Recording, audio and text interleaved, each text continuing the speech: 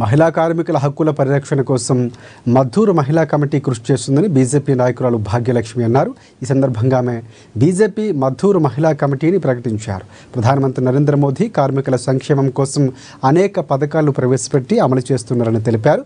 సంక్షేమ పథకాల పేరుతో రాష్ట్ర ప్రభుత్వం మహిళలను మోసం చేస్తుందని ఆమె ఆరోపించారు.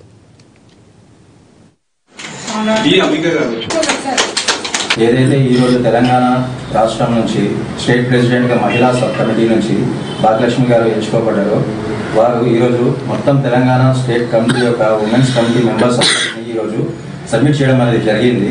వాళ్ళందరికీ నేను నా అభినందనలు తెలియజేస్తూ వాళ్ళందరూ ఈ భారతీయ జనతా మజ్దూర్ సెల్ ద్వారా బలపడుతూ ఇంకా వాళ్ళు ఉన్నతమైన శిఖరాలను చేరుకుంటూ సమాజానికి అండగా తోడుగా నిలబడి ఈ యొక్క భారతీయ జనతా మజ్దూర్ సెల్ని ఇంకా వ్యాపించలేటట్టుగా నేను కూడా వాళ్ళకి తోడుగా ఉండి సహాయపడతానని తెలుపుకుంటున్నాను. ఈరోజు పదవి బాధ్యతలు తీసుకున్నటువంటి ప్రధాన కార్యదర్శిగా బైగొండ లలిత గారు, అదేవిధంగా వడ్ల అరుణ గారు, అదేవిధంగా స్టేట్ సెక్రటరీగా బొగ్గారపు ఉమ్మ గారు, శోభా గారు, జనరల్ సెక్రటరీగా లస్కరు సోని గారు, అదేవిధంగా రజిత గారు, శ్రీనిధి గారు, తిరుమల గారు, వీరందరూ కూడా మేము 35 మందితోని ఈరోజు తెలంగాణ రాష్ట్ర భారతీయ జనతా మజ్దూర్ సెల్ కమిటీని ఏర్పాటు చేయడం జరిగింది కాచిగూడ కార్యాలయంలో. నేను చాలా అదృష్టంగా భావిస్తూ ఉన్నాను.